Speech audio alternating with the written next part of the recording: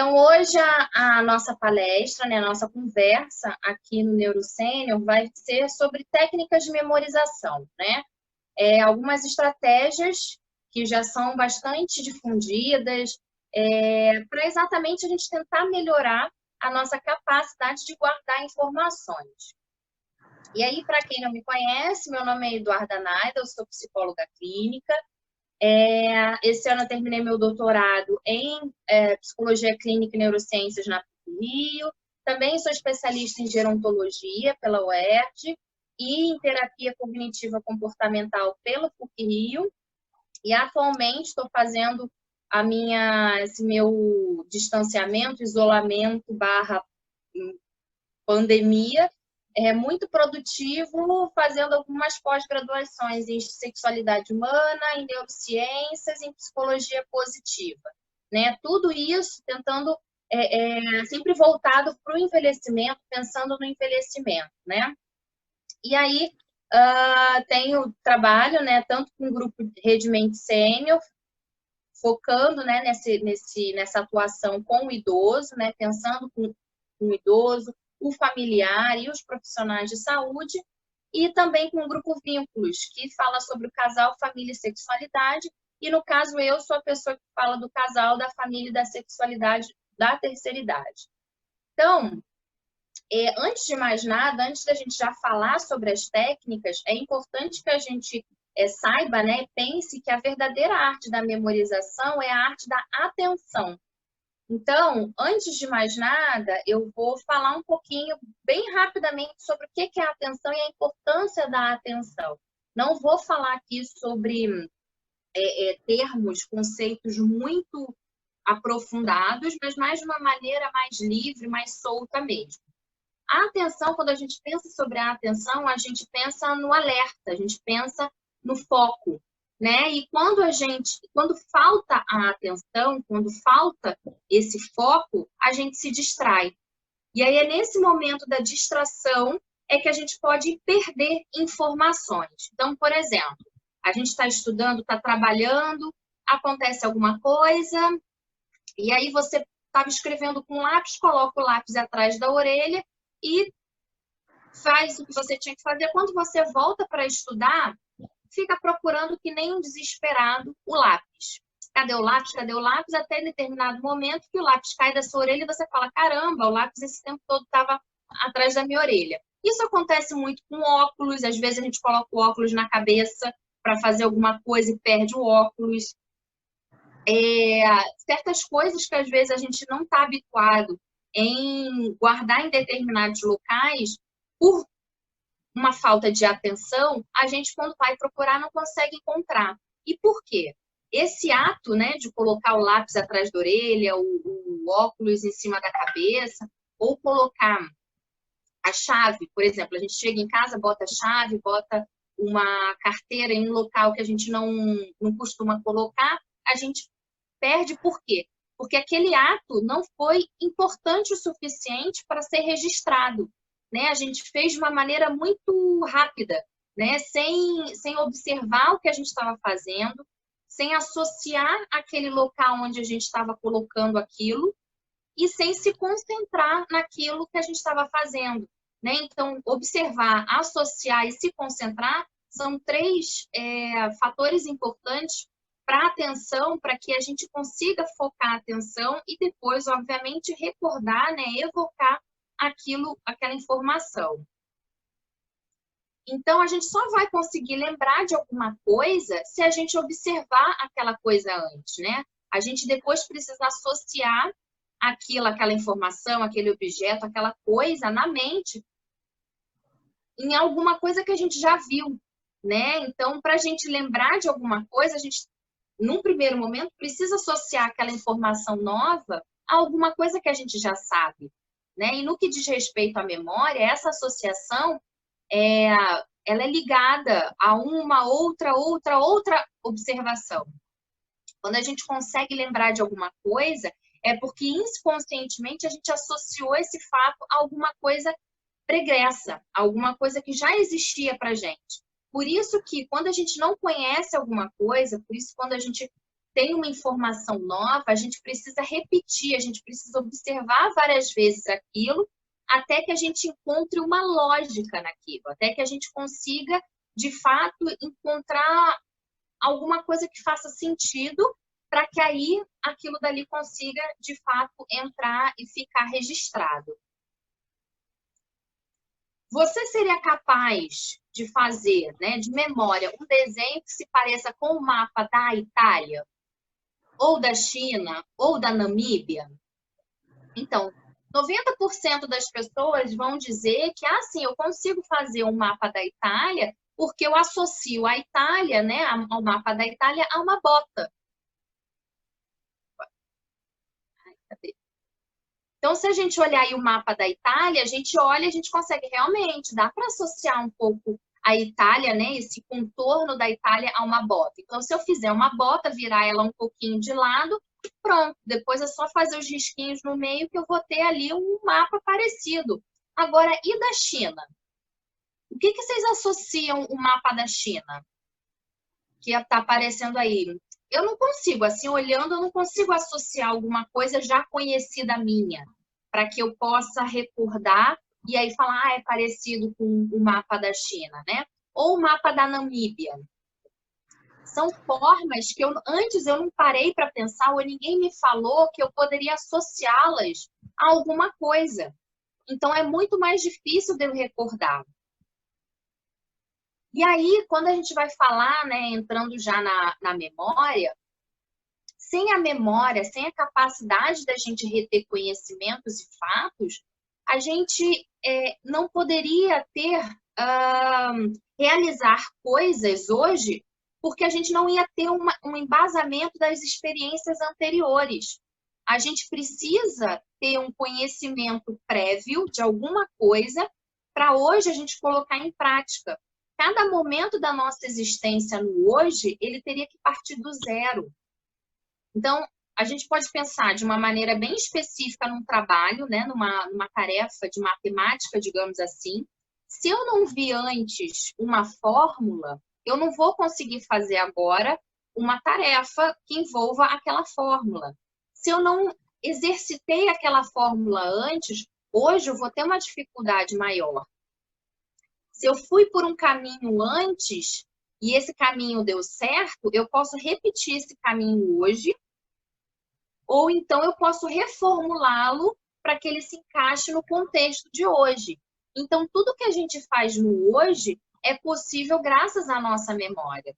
Na maioria das situações que a gente enfrenta, são experiências que a gente já viveu, ou que a gente pode associar a uma experiência que a gente já viveu, que a gente já sabe como e o que fazer, né? Então, quando a gente vai acumulando esse conhecimento, a gente vai eliminar aquela tentativa e erro que atrasa um prazo, que atrapalha numa decisão, que vai fazer a gente perder tempo.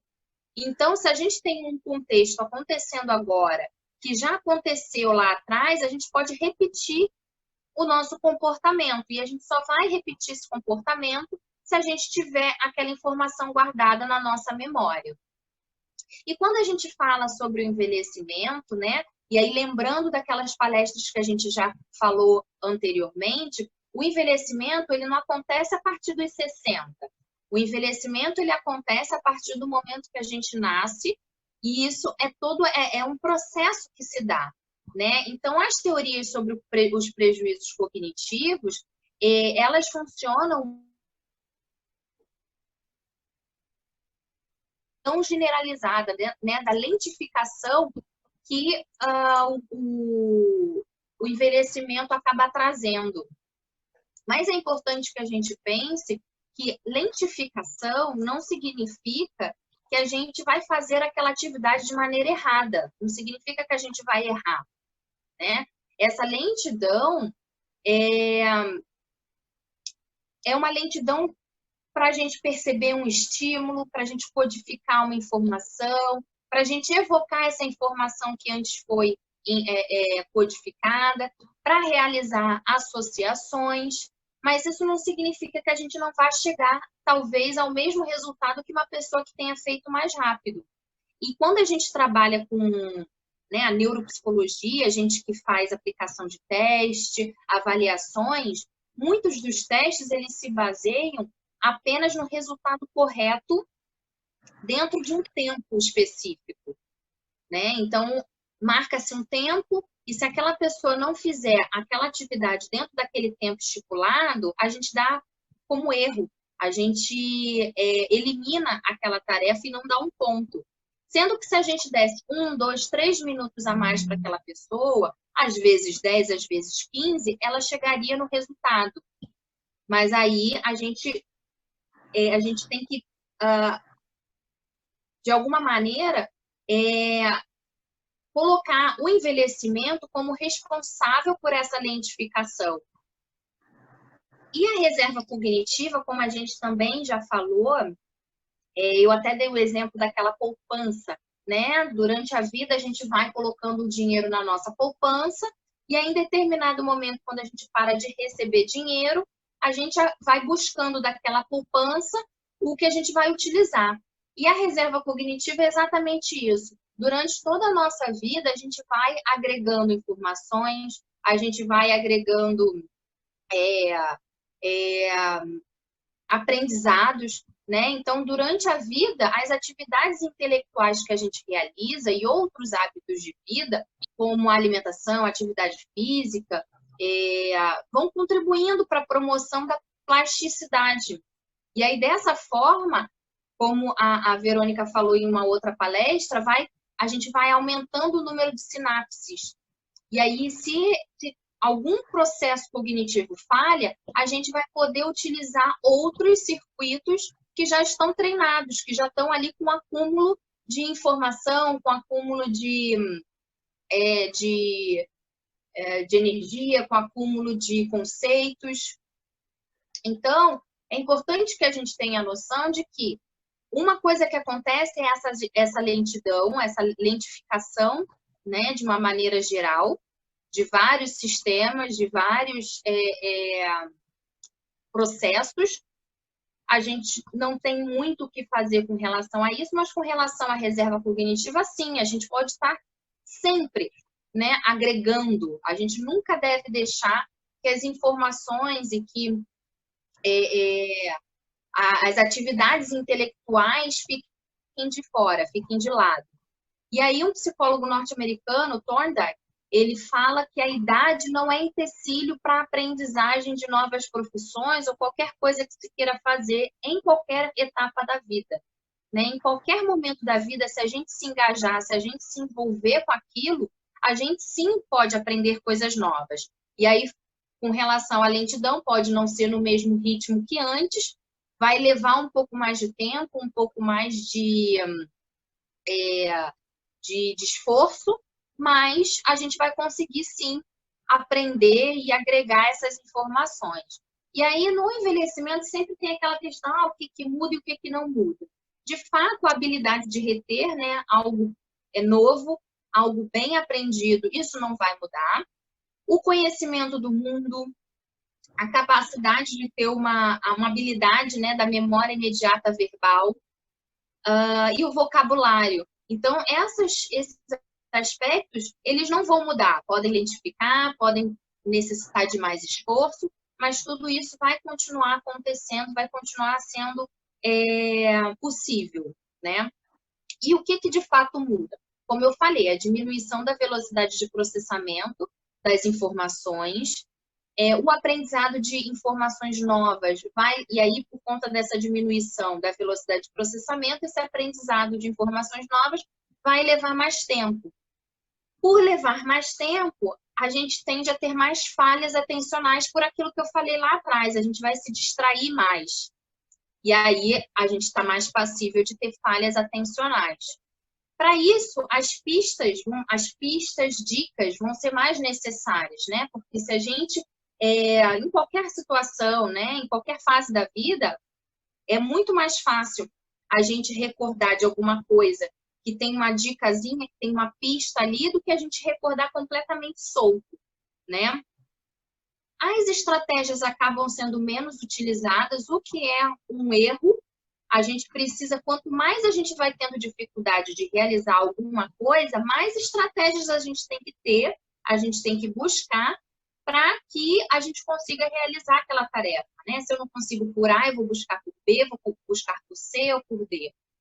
E aí, com isso, conforme a gente vai tendo a diminuição da velocidade de processamento, mais tempo para aprender, mais falhas atencionais, uma necessidade maior dessas dicas, a gente acaba diminuindo a nossa autoconfiança, o que não significa que a gente seja menos capaz. Apenas a gente acaba tendo uma ideia, né, uma percepção de que a gente não é mais capaz, ou de que a gente não consegue, ou que a gente não está mais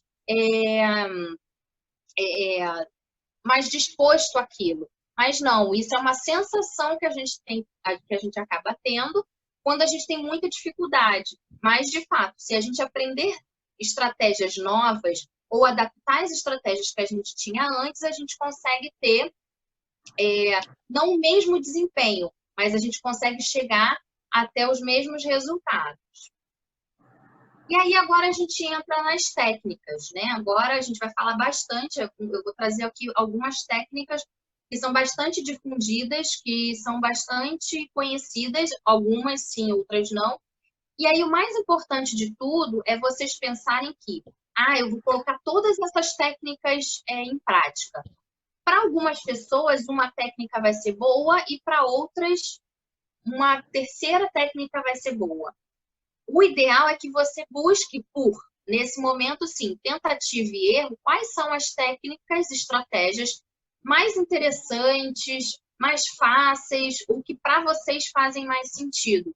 A partir do momento que vocês falarem, gostei dessa técnica, achei fácil, coloquei em prática, foi legal, deu resultado, agarra essa técnica com unhas e dentes. Essa outra técnica achei mais confusa, não consegui colocar em prática, quando eu coloquei não deu certo, abandona ou tenta adaptar, né? Porque nem todas as técnicas que vão aparecer aqui vão ser para todo mundo, né? E é por isso que eu trouxe diferentes técnicas para que vocês consigam olhar para todas elas e busquem aquelas que você acha que sejam mais interessantes. Só ao nível de curiosidade de conhecimento mesmo, vou falar rapidamente aqui sobre treino cognitivo. As melhoras cognitivas, quando a gente faz um treino cognitivo, elas são mantidas de 5 a 10 anos após o encerramento dos programas de treinamento. E aí, só para deixar claro, o que a gente faz no NeuroSênior não é um treinamento cognitivo, porque a gente faz uma estimulação, né? Então, todos os dias, quando a gente manda para vocês essas tarefas, essas atividades, a gente está fazendo, sim, uma estimulação cognitiva, só que a gente fala, olha, tudo bem, se você não fizer hoje, você faz outro dia. Você não tem, né, aquela responsabilidade, obrigatoriedade de você realizar essa tarefa sempre no mesmo horário. Se você não conseguiu, tudo bem, você faz em outro momento. Treino cognitivo, fazer todos os dias, no mesmo horário, as tarefas sempre com nível, aumentando o nível de dificuldade. Agora, se a gente for parar para pensar que vocês fazem atividades todos os dias, com o mesmo engajamento, com o mesmo esforço, né, a mesma responsabilidade, aí a gente já pode chamar que vocês estão fazendo um treino cognitivo. Só que nem é a nossa proposta isso. A gente quer levar para vocês ideias de atividades, né, que possam levar vocês a pensarem de uma maneira diferente, a buscarem tudo que vocês veem no dia a dia de vocês como uma forma de vocês treinarem a cognição. Então, por exemplo, quando a gente dá para vocês aquela imagem, né, e pede para vocês criarem um texto, a gente está treinando ali a atenção de vocês, a gente está treinando ali a escrita, a criatividade, o vocabulário, mas a gente não está fazendo isso de uma maneira que assim, todo mundo fez, a gente corrigiu, a gente trabalhou muito aquilo dali, não é isso. Mas o que vocês observarem, né, e conforme vocês forem percebendo que vocês estão ficando mais atentos, que vocês estão utilizando algumas técnicas que a gente dá para vocês, alguns comentários que a gente faz, né, para vocês no dia a dia de vocês, a gente está vendo que vocês estão aplicando isso no dia a dia. E é isso que a gente está querendo que vocês façam, né? Alguns estudos no Brasil mostram que um treino cognitivo, ele melhora a memória episódica, a fluência verbal, a atenção de uma maneira geral e específica, dos tipos específicos de atenção, e na velocidade de processamento. E aí isso é uma coisa muito importante, porque quando a gente fala também, tenta ver quanto tempo que vocês demoraram para fazer essa atividade. Por quê? Porque o que a gente espera é, conforme vocês forem melhorando a atenção de vocês, a memória de vocês, as habilidades, né, visoespaciais ou visoconstrutivas, a linguagem, as funções executivas, a gente espera que vocês, a cada tarefa, vocês diminuam um pouco o tempo de realização daquilo, porque vocês vão estar mais craques, né? A partir do momento que a gente vai treinando alguma coisa, a gente vai observando, a gente vai associando melhor as coisas.